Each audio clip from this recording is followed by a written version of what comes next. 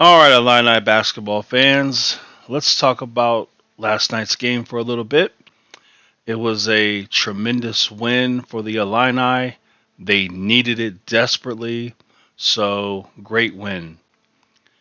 But something that happened that I don't think I've ever seen before. I don't think I've ever seen a team win a basketball game, especially in the Big Ten, where a team didn't score in the last 5 minutes and 33 seconds in the game and held on to win a game. Thank goodness that the Michigan State player didn't make both free throws.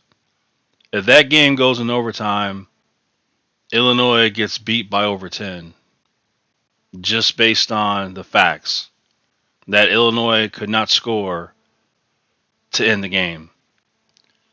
So let's take a look at the second half. A terrible offensive game for both teams. Shameful. And it wasn't great defense on either side. It was just poor shooting, missed layups, missed wide open shots. So nothing of great defense, just poor offense. That's all it was. So in the second half, we're going to take a look at Illinois scoring. So Illinois offense is terrible. Without Kofi in the middle, it is a ugly offense to watch. Brad Underwood needs to change the offense when Kofi's not available to play. Without him, the line of offense are in handcuffs behind their back. They're blindfolded. It's terrible to watch them play without Kofi in the middle. It really is. So with Trent Frazier and Alfonso Plummer, they really can't get their own shot. So without Kofi making room for them, they're extremely limited offensively in what they can do. They're well better suited for a big man in the middle who can draw a double team and then kick out back to them for a wide open shot. That's the best they could be. Take Kofi away, they have to generate their own shot. It's really tough, as we can clearly see by the scoring. So, with 18 minutes and 59 seconds left in the second half, Trent Frazier makes a three. Trent Frazier, the best player on the Illini that was out there last night. Would you agree? If you disagree, no problem. So Trent Frazier makes a three with 18 minutes and 59 seconds left in the second half. Your best player, without Kofi playing, of course. When will Trent Frazier score again? Let's take a look. All right, Trent Frazier, the best player on Illinois. When will he score another point?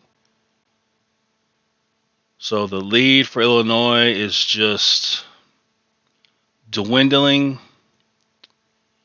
Michigan State is catching up. There it is. So from 18:59 to 13:21, Frazier gets a layup.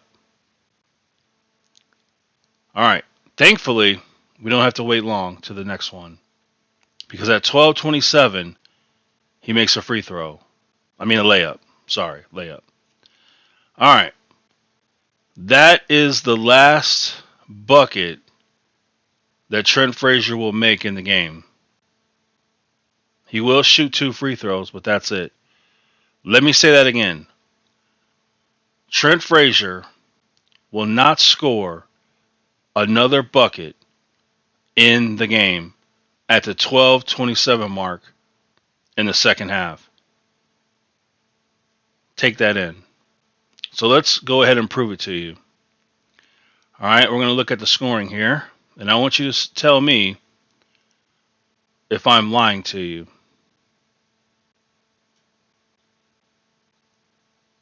All right, remember, this is Trent Frazier. There's the 2 free throws, just like I said. Trent Frazier, best player on the team that was playing last night. Keep going down. Keep going. Miss 3, miss layup, miss free throw, and then game over. So, when I say that the Illini offense without Kofi is absolutely horrendous, I'm not lying. When I say that Trent Frazier and Alfonso Plummer desperately need Kofi in the middle to have any kind of prolonged success, I'm not lying. In little moments, Alfonso and Trent can get hot without Kofi. In little moments, just little brief little moments, but overall, they get shut down. If you watched the game last night, you have to agree the offense Brad Underwood uses it doesn't work with this team. It just doesn't work. He needs to change it. It was so bad last night that the offense had to resort to Trent Frazier dribbling and dribbling more and dribbling more and then going to the rim hoping to make a layup or get fouled. That was the offense at the end of the game. That's how bad it was. And a lot of people were talking about Luke Goody, saying that Luke Goody looked goody.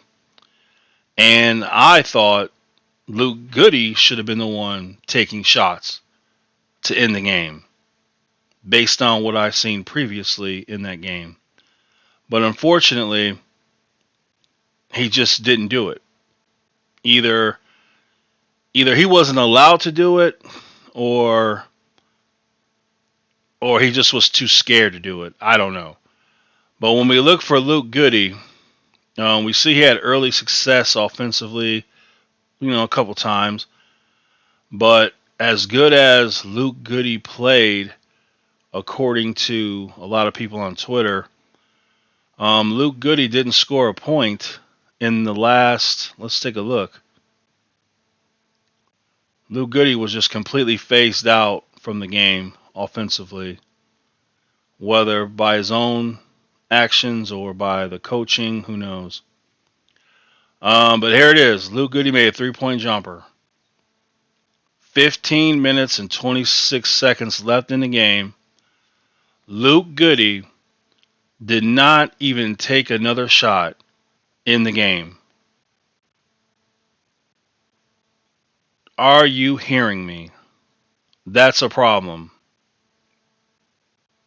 So, we can all agree we want Illinois to win every game they play. We can all agree we want Illinois to win the national championship. We can all agree that we want that. But I'm telling you, this offense is terrible. And the proof is in the numbers. I'm not making this stuff up. So, what Illinois needs is Kofi completely healthy, Andre completely healthy. They need to all be healthy, and they need to build some chemistry with Andre, and let's get this to be the best team it can be. Kofi in the middle, Andre rewarding players who want to cut to the rim. Then Plummer and Frazier can hang around the 3-point line, look for wide open opportunities, maybe even, dare I say, DeMonte Williams may even get a 3. And Luke Goody, encourage him to be more aggressive offensively. Tell him there's an opportunity. Take advantage of it. Offensively speaking, DeMonte Williams is useless. Coleman Hawkins is useless. Benjamin is useless. So it is a perfect opportunity for Luke Goody to go out there and be aggressive offensively and score. Illinois needs freshmen who are aggressive offensively, who want to score. We need that so desperately. But Illinois wins. They hang on. And you got to love it. And if you're a Michigan State fan, or if you're a Michigan State player, the coach, whatever, you have to be sick. You have to be sick losing to a team without their 2 best players, losing to a team that didn't score a single point in the last 5 minutes and 33 seconds, losing to a team whose so-called best player on the court didn't score in the last, 12 minutes and change, and you lost. If you're Michigan State, you got to feel sick. But it happens. So Illinois wins. And next game, Saturday against Northwestern, playing on the road. They need Kofi. They need Andre. They need everyone ready to go. Let's see what the Illini can be with a healthy Andre Curbelo. Let's see just how far they can get. Because when you look around college basketball, honestly, is there any team that is just so awesome in college basketball? I mean, look at Auburn. Auburn's number 1 in the country, and they win by 1 point to Missouri. And that's the number 1 team in the country. UCLA blows out Arizona 75-59, and Arizona was called the greatest team ever, and Illinois should have beat them. And that was without Andre Curbelo. So honestly, this is a down year in college basketball. The best teams, so-called, in college basketball are very beatable, as you can clearly see. Give me a fully healthy Illinois team with Andre Curbelo playing like we all hope he can play, he should play. Illinois has a chance to beat anyone. I want a rematch against Arizona with Andre Curbelo on the court. I want that. A chance for Kofi to get some redemption. A chance for him to put up some numbers offensively. A chance for Andre to show what kind of player he really is. And I'm telling you, if Illinois can get healthy, if everyone could play their role to the best of their ability, Illinois has a legitimate chance to win a national championship because, not because they're so great, because college basketball is so down. And before I end this video, I'm going to tell you this. Whoever wins the national championship this year in basketball will go down as one of the worst teams ever to win a national championship. Whoever's in the Final Four will go down as one of the worst Final Four teams in the history of college basketball. And I'm not even joking. You can't tell me there's a great team out there. Like, there's not. Auburn, number 1, are you kidding me? They can be beat. Arizona proved that they can be destroyed. So, Illinois has a chance. They really do. But everyone must be healthy, and everyone must play up to their level. We can't have Trent Frazier going over 12 minutes without scoring a bucket. We can't have that. He's supposed to be one of the top 3 players on the team. We can't have Alfonso Plummer doing that type of stuff. We need them active offensively scoring buckets with Kofi, with Andre, and if we can get Luke Goody coming off the bench providing offense, if we can get Granderson to do a little scoring, and dare I say DeMonte make a 3 once in a while, we got a chance. We really do. But one game at a time, right? One game at a time. So let's see here.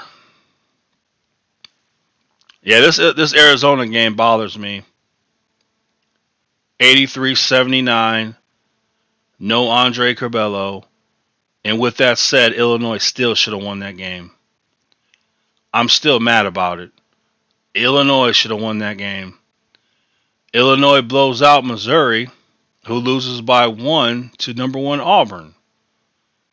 Like I said, there's no team that's just so great. There's really not. All right, Illinois at Northwestern. It's going to be a tough game. A rivalry game at Northwestern is going to be tough. Wisconsin's going to be tough. At Indiana, at Purdue, Northwestern again, at Rutgers, at Michigan State. You got Ohio State.